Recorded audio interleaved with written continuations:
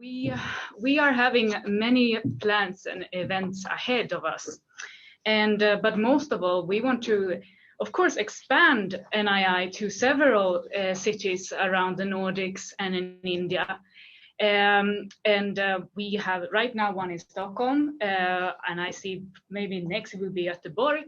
And in India, we have one team in Delhi with Saksham Kotya in Delhi right now. Would you like to come up on screen, Saksham? I'd like to ask you, why did you join NII, and what do you think you can use the platform for your own interests? Yeah, thanks for that. So I have been a management consultant for almost 3 years now. I started my career with McKinsey, moved on to work with The Economist. And before my present role with FTI, I was with Business Sweden, where I was helping Swedish companies understand the Indian market tactics. That's when my first intimation with the Nordics and the Swedish companies happened. And I think there are primarily three reasons why I have chosen to be a part of it. One is that there's a gap in what India can really offer what is versus what is perceived of it. We like over a billion people residing across 29 states and 7 union territories in India. There's tremendous opportunity, and there's a market for almost every company that exists today. All you need to is just to realize where to hit. One way of doing it is to target maybe like a single state or a couple of states and not have a one unified approach of trying to enter through India at scale. And that's where I think most of the foreign companies make a mistake.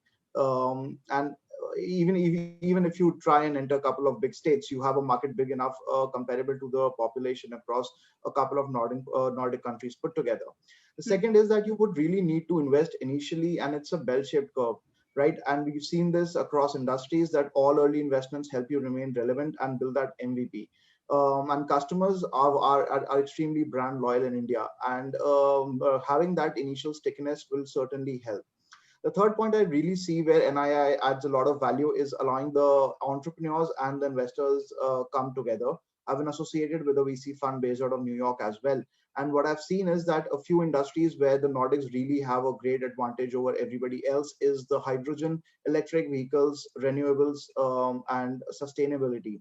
In fact, even the government of India has recognized the need to move to a carbon neutral future, and we've seen this with multiple initiatives. We saw India coming up with the national green hydrogen mission in the budget, and we've also seen aspirations to increase the percentage of natural gas in the total energy mix. And we have also seen the Indian government putting a renewables energy target of 540 by 2030. So it all means that we are doing great way. We at the firm that I work with, we recently released India's first hydrogen roadmap, and I do corroborate and relate with what Karen had said about hydrogen.